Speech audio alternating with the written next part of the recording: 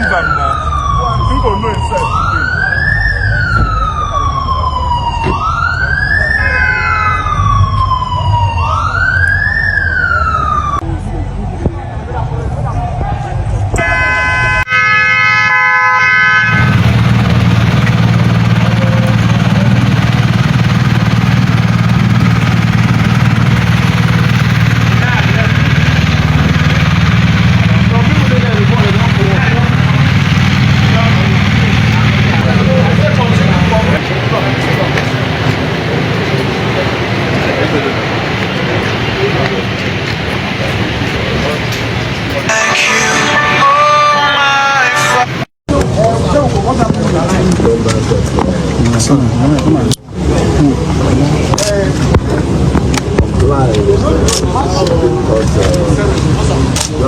Can you bring your hand down small? Before my arrival, there's several attempts by phone call to reach the speaker. I also did a letter personally transmitted to the speaker for this particular application. But it's unfortunate that at the gate, you can see that the place is completely sealed and there's no sign that anything is going to happen today. The reason why we're doing this, I've always said it, is the interest of our people. It's the most important thing. While I don't think there's anything to worry about, maybe we are working on the letter. So I'm just sitting around somewhere around my office environment, and I just thought to make this video. I just saw something that was quite interesting. Siminalayi Fubara going to the assembly and meeting locked gate. Apparently the 27 lawmakers are not there, nowhere to be found. He went there to represent the budget for 2025, and it does look like they didn't accept it. So what this means is that maybe the meeting that was held with Pandef and some other leaders from Ijo and Wike involved as well, the breaking of the Ramadan fasts, whatever discussions that were done there apparently was just not a fair deal for people from Wike's side.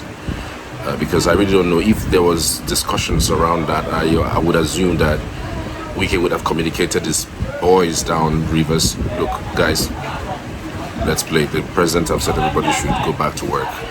So it does look like that isn't the main thing. Or maybe is it the governor that is playing a fast one? Is it the governor that is trying to still curry sympathies from the people?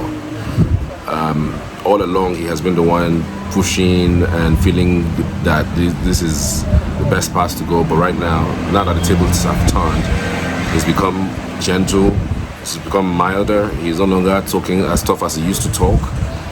So I want you to not in any way take sides on this, all right? Don't take sides. I wouldn't even take sides, because if you take sides, when things start playing out, you start getting burnt. I've been in this space long enough to know that this is exactly what happens when you take sides and you think this person is the right person, it's the right move, and all of a sudden, it's dawned on you that this person wasn't the right at all in the first place.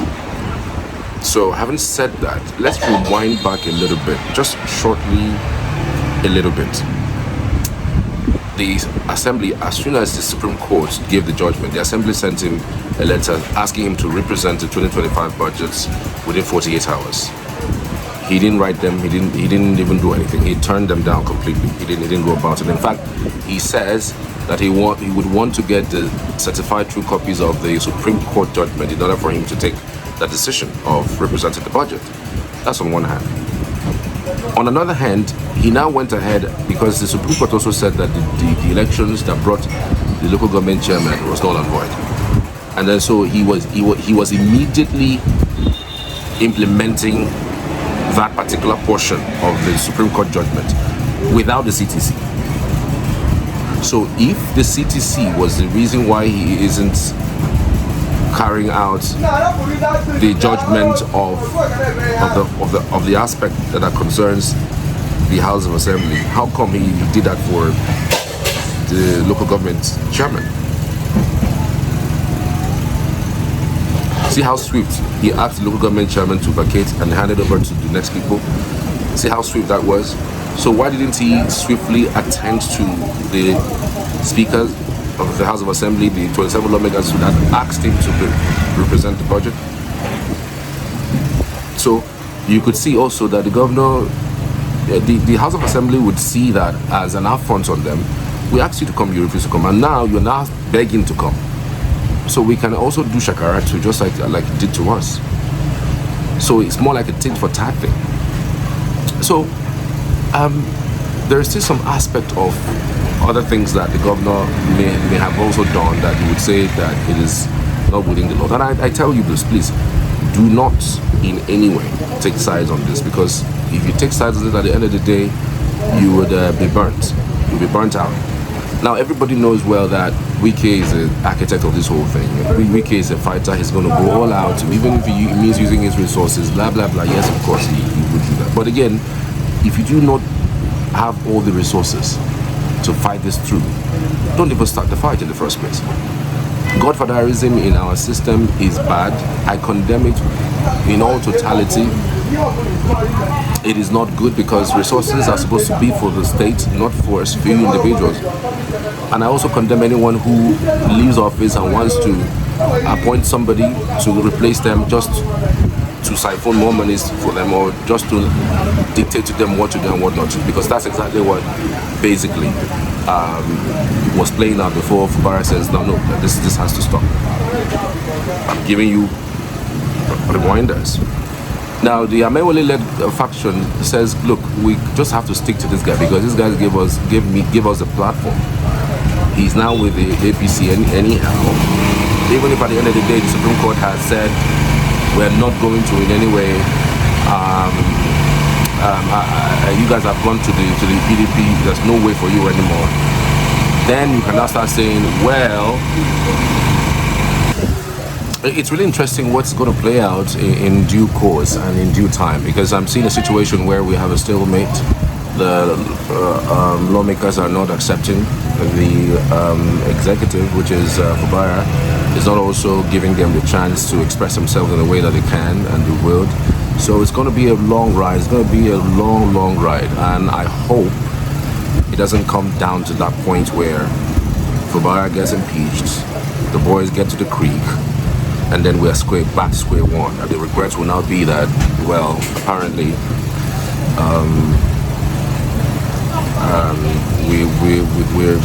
we missed out on an opportunity to be peaceful in the first place. So fingers crossed. I just hope things get smoothened out. I just hope that everyone treats their sword. After all, right now, you guys are now what now? You guys are now even, like they say. You invited me, I didn't come. Now I came after several calls, according to him, and after several engagements, I came and I met locked, House of Assembly. So, and the governor also invited them on Monday, in a letter, and they refused to show up. So there's a whole lot going on. I just hope that by this time, we should be looking at a truce for both parties. So we can have a peaceful state. Now, like it or leave it, whatever the origin is of this problem, or whatever the future of this problem is, it is not for the betterment of the better part of Rivers people. We know Rivers has got a lot of resources. We know the humongous amount of monies in terms of both voter number, in terms of monies, in terms of companies, in terms of everything, resources basically. Every political party will want to hold that particular state, or will want to do everything possible to hold that particular state. I mean, if it was a certain Ebonyi state, or a certain Kebbi state, or a certain Taraba, I'm not sure we would have been back and forth with this thing. But Rivers is in election, they call it a swing state. I mean, what America has called swing states. It's one of the states that if you don't win in an election, you are doomed. You are doomed, really. So this is about 2027 elections, and maybe, who knows, Wike would have made a case for himself, saying that if we don't go this route, he might lose out on 2027. And maybe also Fubara is not playing that card that President Tinubu wants to see. He's not coming forward to say, look, I guarantee you this state in 2027. Wike may have said, look, I guarantee you because I'm with you. I'm now a leg into the APC. Just that I'm not in yet, but of course I'm doing the job for you in PDP, trying to keep them down for you for 2027, just to put them in disarray. So he has every reason to trust Wike over Fubara in case that is even on the table in the first place. So there's a lot of back and forth. And remember, Wike might decide to now push the buttons. Imagine losing a Wike from this government. The only reason why a Tinubu would let Wike go or jettison Wike's proposal would be if Fubara comes in strong with an argument that, look, I need to do this. I'm going now raw. I'm not talking about what's on the papers. I'm going to what may have been playing down there, which of course is under speculation. Well, you can agree or disagree with me in terms of my speculation, but again, I just think that by and large, like it or leave it, love it or hate it, there's a serious political gameplay going on, and it's not far from the 2027 general elections. Tell me what you think, though. What's your thoughts on it? Let's debate on it on the comment section. I'd love to hear from you. I appreciate it. I'll be back with more of some of these issues in politics, economy, and the analysis so far. Thank you. Thank you, guys.